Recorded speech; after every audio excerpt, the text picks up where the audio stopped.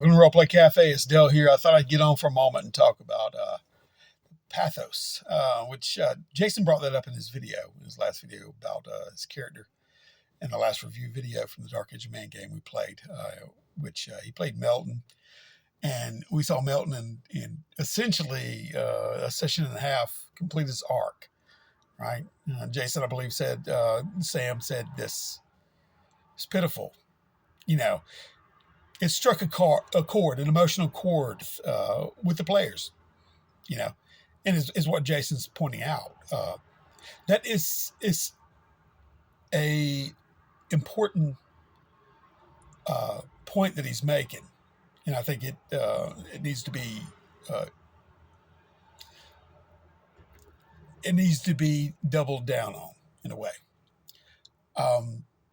because when we play these games,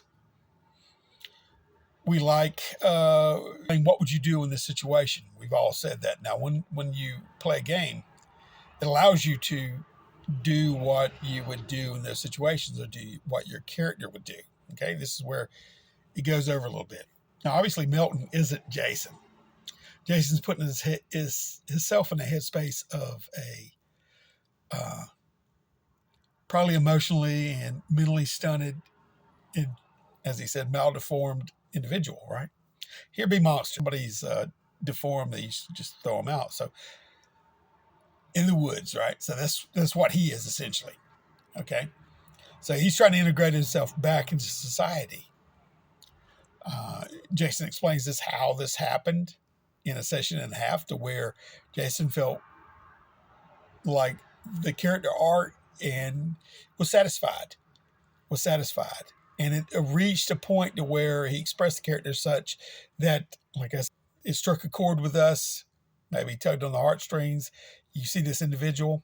Now, this was more than just playing a character archetype and making martial decisions or making social decisions in a way that it isn't really fully representative of expression of personality or character type.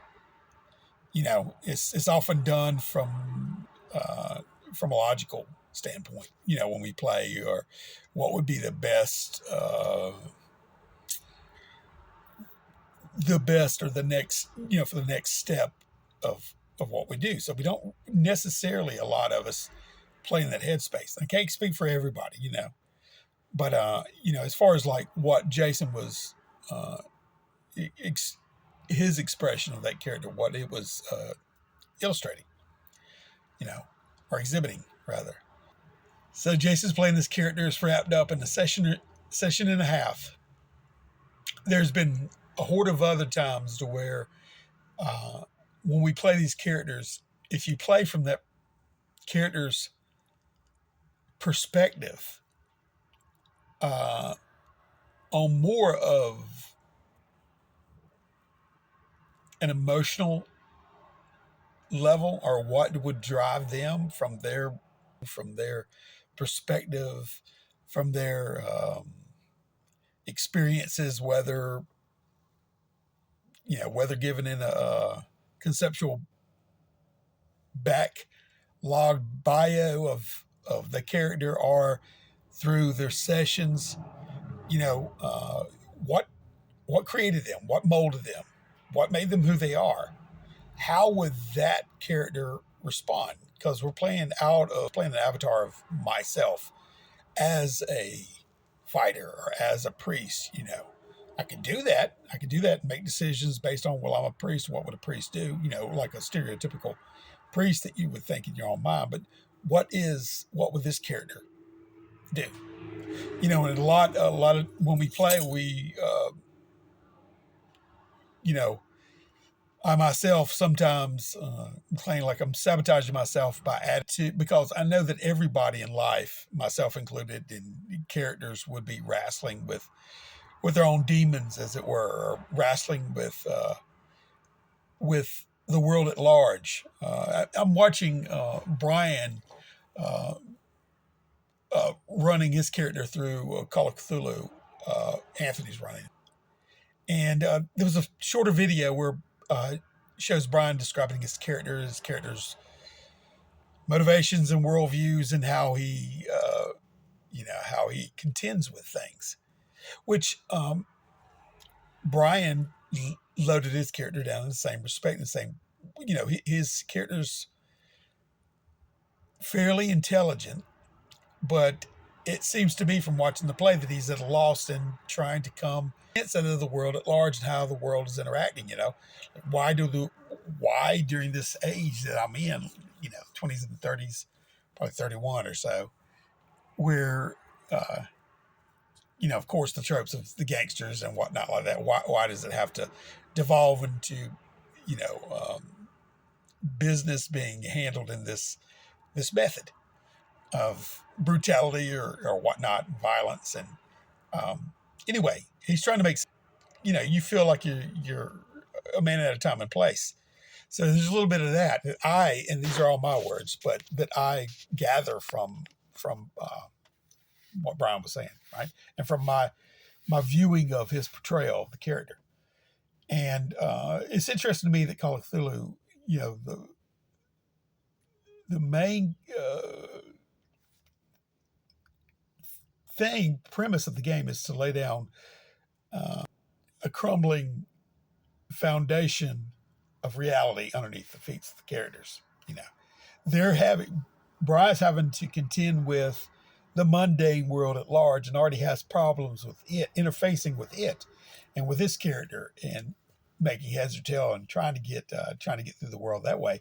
Aside from on the peripheral things that make him start to question his sanity,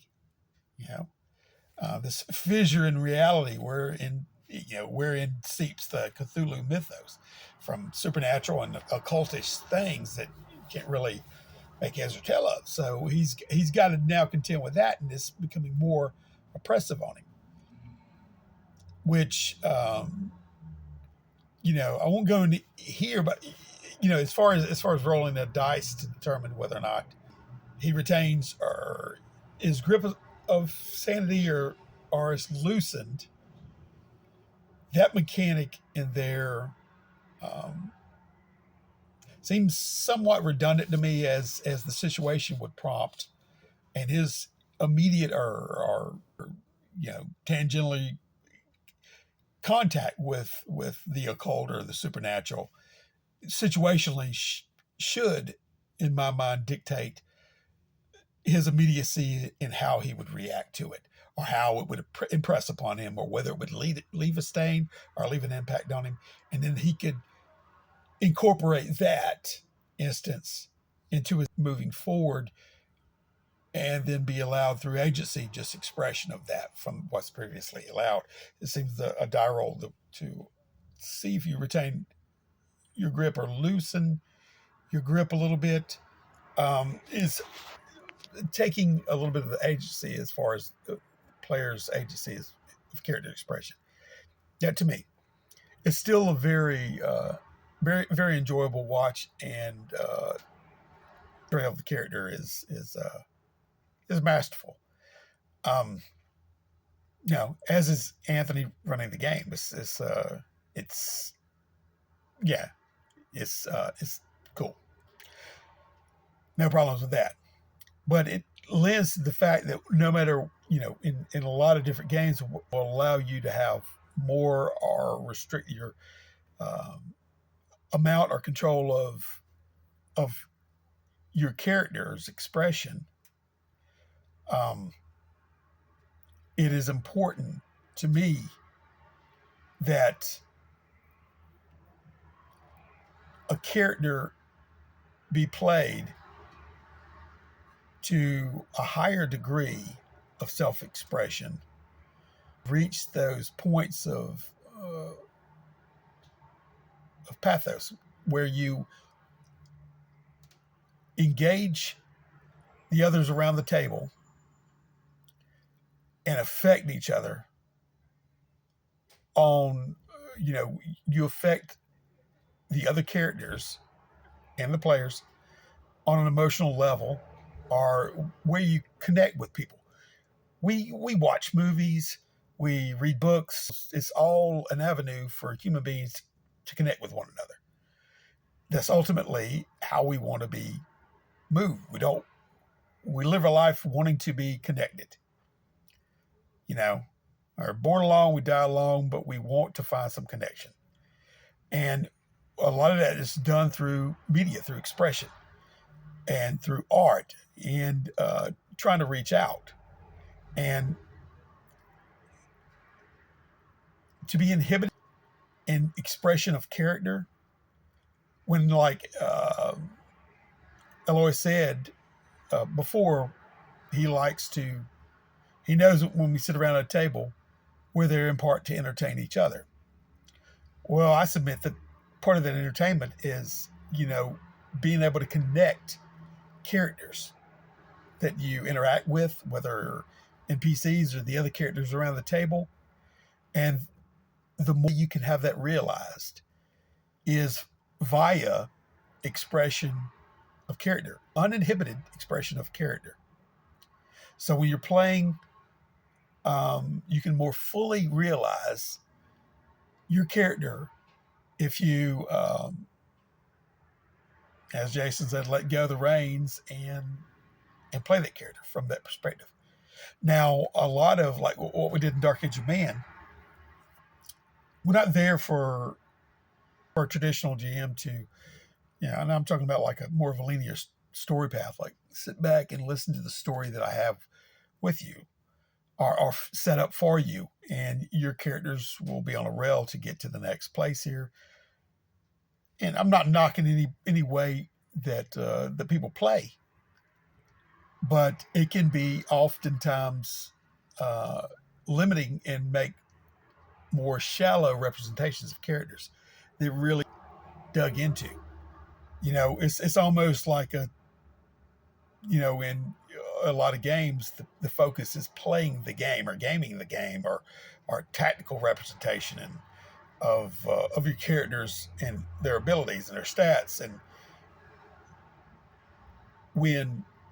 if the characters are having to contend with situations and contend from their own worldviews and their own personalities, as you as a player step into their shoes and try to peer through their eyes and try to emote and interact on their level with the world, which lends more understanding to you as a player. I played a whole year and a half as Thane, which I modeled after, one of my sons trying to understand that perspective, right? So it was self-enlightening, great, what would motivate a prompt. So get out of your own safe space and get into, you got to you got to bridge, you got to reach across that divide and try to understand one another, which is part of that whole communicative, necessity that we as human beings have, and try to reach out and connect with each other through art or through anything, right? Kind of lick or have some kind of emotion, pathos, like Jason said. That's what you're trying to do, connect. To do that, in Dark Age of Man, for example, one of the things we did was the random seed charts. Jason came up with that. It's brilliant. It's brilliant because it's player led. Now, if I'm a player, I can more fully realize my player and get inside the headspace if I'm not limited in my agency. In other words, if I feel the need to go in a certain that is not scripted out before me, that may take me in an opposite direction that I would feel compelled that my character would naturally go toward, then that's a betrayal of my representation of the character. It's a disconnect in my realization of that character. I have to backpedal in my mind, play catch up to find out where the character is currently and why he would be there, make sense of it. So I'm not embodying my character at that moment. I'm trying to make sense or justify to get my headspace back into that character's shoes, right? It breaks that I see. So Dark Age of Man, you go you go where you want to go. Essentially, you can. You can. Things will happen on your path as you go. As you go. There may be triggers in the world. There may be an overarching thing happening in the community you can or can be involved with or can totally turn a blind eye to. Break off. But that agency is still there, to where the fear of having to suspend your belief in your character's agency for a moment, where you get tracked down a different path that you don't necessarily feel that your character would go, just to stay on that path of story that you're meant to ride, for the story's sake, or for it's yeah, it does a disservice, I think, to finally fully realizing your character and reaching that point of pathos, to where you can connect across the table with your fellow players, and even character to character. Okay, like Inception, there's different levels, and in character, and in player to character. Okay. Anyway, digress. Just wanted to make some points about that. Very important there, that I believe is what ultimately. Well, I don't believe, I know, is what we were aiming to do. Have a more fully realized and accessible way to represent characters. Yeah, and play. All right. Y'all take care. See you later.